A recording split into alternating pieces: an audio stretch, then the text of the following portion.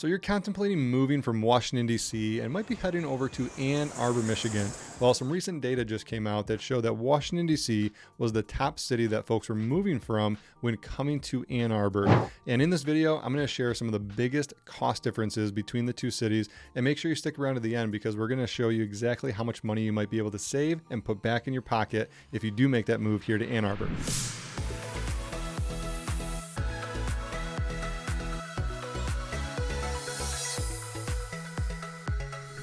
Hey, if we're meeting here for the first time, my name is Meldrum. I make videos about all things Michigan. I cover what it's like to live here, work here, play here, and yes, the sunshine and the snow and everything in between. I'm also a licensed real estate professional. I've helped hundreds of people just like you buy, sell, relocate, and invest here in Michigan, and we want to help you do just that.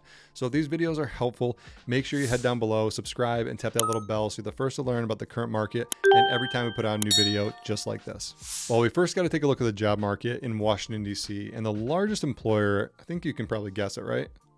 Yeah, it's none other than Uncle Sam. I want you.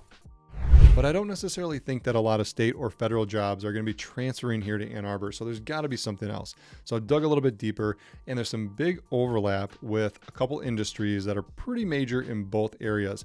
That is healthcare, education, and technology companies. So there's some pretty big universities that are large employers like Georgetown University, the George Washington University, and the American University. And here in Ann Arbor, we have the University of Michigan, Eastern Michigan University, and Concordia University. And when it comes to healthcare systems in DC, you got Georgetown and the MedStar Washington Hospital Center. And here in Ann Arbor, you got the University of Michigan, Trinity Healthcare, and the VA. And then, of course, we got some pretty big tech companies that are large employers in both cities. And in Washington, D.C., you got places like Amazon, IBM, Oracle, and Microsoft. And the startup scene in Washington, D.C. is not too shabby either. You got a lot of companies that are either small or mid-sized companies that employ a lot of software engineers, a lot of sales, and they're hovering right around the hospital systems, the blockchain, and a lot of security companies coming out of Washington, D.C.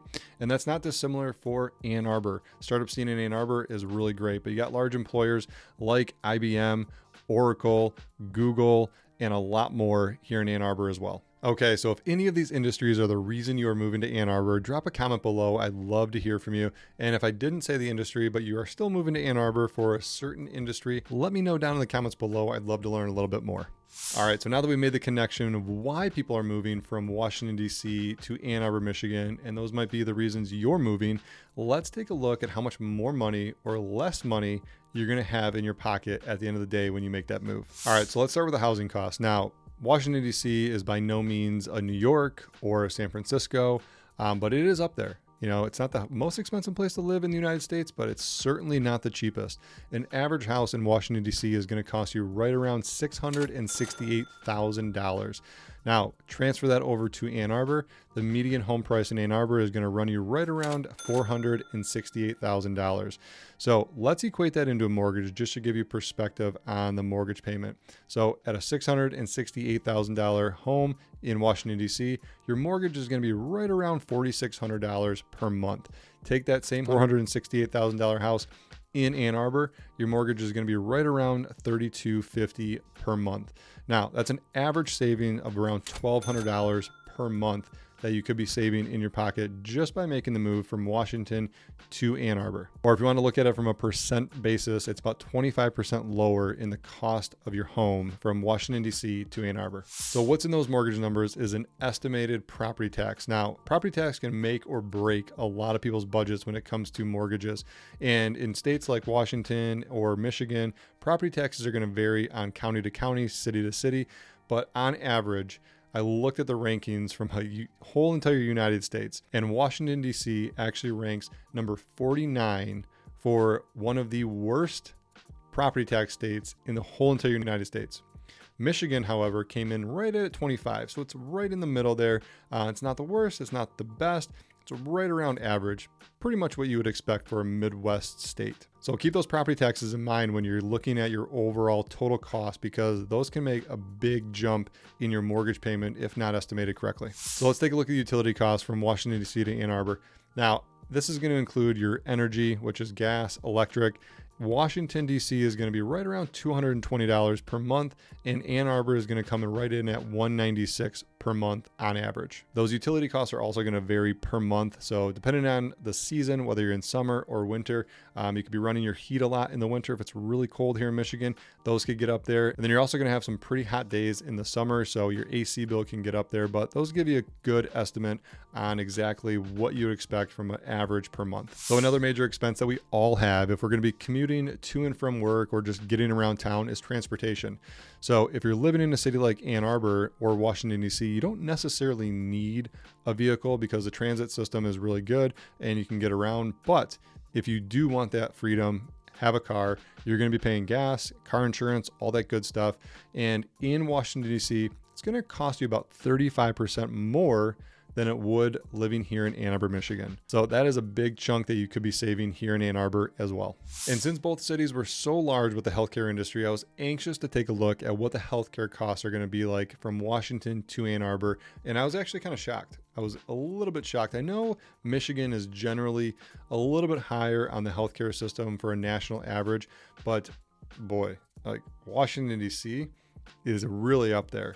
I mean, we are about 15% cheaper than Washington, D.C., and we're both above the average for the whole entire United States. So that just goes to show you, if you're looking at it from maybe some other states, Washington, D.C. is actually quite high, but we're about 15% cheaper here in Michigan. So that's another savings that you're going to experience for healthcare and just overall insurance. All right, and last but not least, we're going to take a look at the miscellaneous bucket. This is all of your miscellaneous spending, the catch-all bucket for everything outside of your housing, your utilities, your healthcare, your transportation.